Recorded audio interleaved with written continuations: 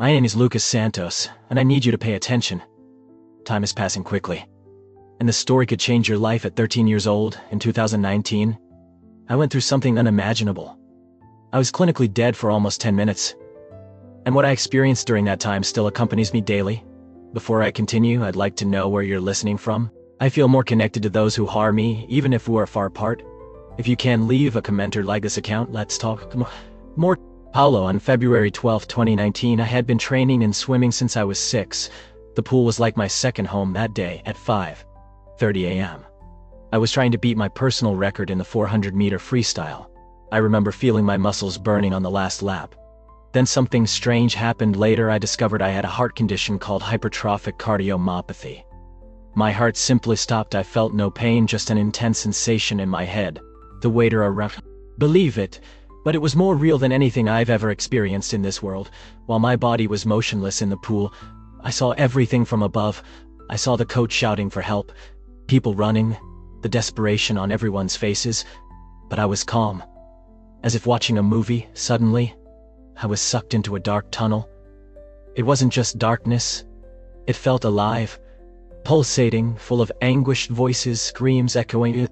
Anymore, a light exploded around me. That light wasn't like any other. It was alive, pure energy, impossible to describe. In the center of it was a majestic figure. Jesus. Not the serene Jesus from the images we know, but someone whose presence was both terrifying and wonderful. Then I fell to my knees, unable to look directly at him. But he didn't wait for an answer. With a gesture, he showed me my entire life like a movie. I saw every choice I made and how they affected other people. I saw moments when I laughed at someone being humiliated, and others when I ignored those who needed help. But I also saw acts of kindness I hadn't noticed at the time. Small gestures that changed lives. Then, he showed me something terrible. Hell wasn't like the caricature images with flames and red demons. It was a place of church who claimed to be Christians. They were screaming, asking for another chance. But it was too late. Everyone said the same thing. I thought I had more time. Jesus continued showing me difficult truths. He opened the book of life. A book made of living light. In it, names were inscribed that shone like flames. But some names began to slowly disappear. They were people I knew from school, but through spiritual eyes, I saw demons spreading lies among the crowds. You have time. God is just love. You're a good person. People believed these falsehoods, walking towards destruction without realizing it. I saw churches full of people singing praises, but with hearts distant from God. I saw pastors preaching superficial messages that made people feel good but never confronted sin. Finally, Jesus showed me the many abandoning faith when following it required sacrifice. A powerful angel appeared and declared, "Time is running out, but many will be lost because they waited too long." I came back to life with the mission to warn people. We are closer to the end than we imagine. Don't wait until tomorrow to seek God. Today is the day. They are completely absorbed in their phones. Social media closes when it's too late to choose to follow him. I saw people suddenly waking up to the truth, begging for more time, crying for mercy. But the door was already locked. Their chances were over. "That's why I brought you here," said Jesus. "You need to go back and warn them. Time is shorter than they think." It was then that I saw them. The demons. They were gathered in a large circle around us. Just beings, overflowing with pure hatred, and they were watching me. "Remember their faces," said Jesus. "They watch everyone, waiting for the right moment to whisper lies and lead souls to destruction. Every time someone chooses sin over me, these spirits gain more control over them." The demons laughed, a sound that echoed in my being and left me cold. They mocked. They won't listen. They love their sins too much. They'll choose us as they always have. But Jesus wasn't finished. He showed me heaven. And no words can describe what I saw. The colors were more vibrant than anything on earth. The music was perfect, superior to any human composition.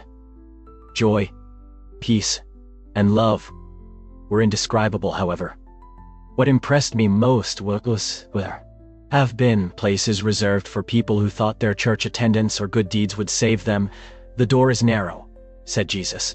and few find it. Not because I don't want them, but because they don't want me. At least not truly. They prefer a God they can control. A salvation that doesn't require transformation then. Jesus showed me my own heart. I saw my religious pride, my self-reliance, my negligent attitude towards sin. Time is running out, Lucas. The enemy has convinced them that they have more time to turn to me, but they don't. The door is closing. I felt tears running down my face, or whatever tears were in that spiritual realm. Lord, I pleaded, how can I make them understand? They won't believe me. Some won't, he agreed. But some will. Tell them what you saw. Tell them that just believing in me is not enough. Even the demons believe. Going to church is not enough. They must give everything to me before it's too late. Suddenly, I felt a sensation of falling. The light around me began to fade. Hey, Jesus, wait. Dead for 9 minutes and 36 seconds. The doctors called it a miracle. They had no medical explanation for why my heart started beating again, or, for me, the absence of brain damage after so long without oxygen. The physical recovery was difficult. 3 days in the ICU, weeks of tests and monitoring.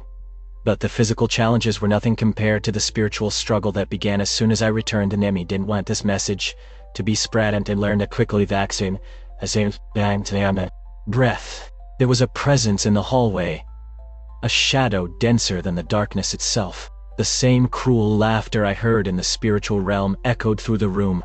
They won't believe you, whispered the voice. You should keep quiet. Who would listen to a boy after all? But that was just the beginning. The demons I saw with Jesus hadn't forgotten me. Night after night they came sometimes. They just watched me, their red eyes glowing in the darkness. Other times, they showed me visions of hell, reminding me of what I witnessed, trying to scare me to sow doubt in my mind. Maybe it was just a dream. Maybe you imagined it all. The message Jesus gave me is not just another testimony. It's the last warning for a world running out of time.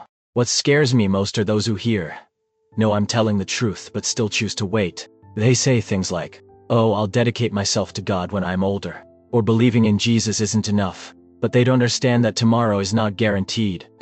Sometimes, the attacks are direct. He acts through people, even Christians, who tell me I'm being too radical, too fundamentalist, or too scary. But how can I soften this message when I see clearly what's coming? How can I downplay the urgency when I know the price of spiritual complacency? How can I remain silent when Jesus sent me precisely to warn others? This is the message he wants me to convey. Time is running out, not just for the world, but for each individual. Every time you choose sin over him, every time you ignore his voice or delay a total surrender, your name begins to disappear from the book of life. One day, maybe today, maybe tomorrow, it will be too late. The false idea of a comfortable and superficial faith, so common today, is leading many. Belief in God was enough. They thought there would be time to dedicate themselves to him later.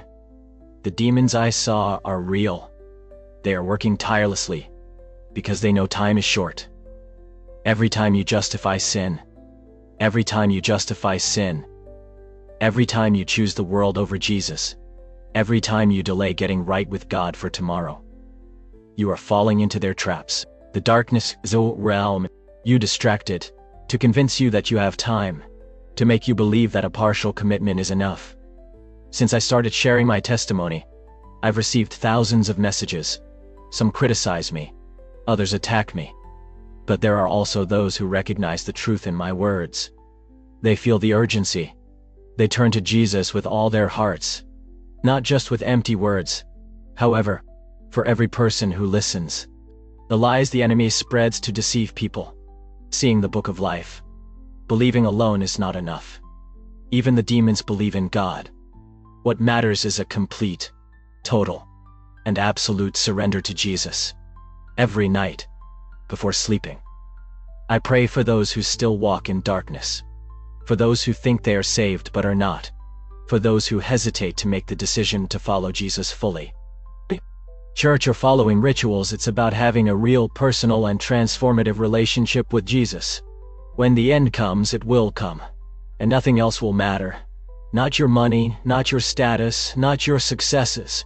The only thing that will matter is if you truly know Jesus and if he truly knows you. The spiritual attacks continue. Last night, I woke up and found my living room taken over by an oppressive, demonic presence. Didn't bring me back to live a normal life. He brought me back to warn others before it's too late. This is what I want you to understand. Jesus loves you. He loves you so much that he brought me back from death to deliver this message, but he won't force you to choose him. That choice needs to be yours and needs to be total. A half-hearted faith, a partial commitment is not commitment. The time for playing with God. Faith doesn't save. I went through death, saw heaven, hell, and also met Jesus. I returned with a warning. Time is running out. The door is closing. Don't wait until it's too late. This is not just my story. It's a call to you. What you do with it is up to you. But remember, I died to bring this message. I hope this message has transformed you. If you watched until the end, let me know. Comment. And I will watch and receive this promise. Blessed is the servant whom the Lord finds watching. Share and subscribe for more words like these.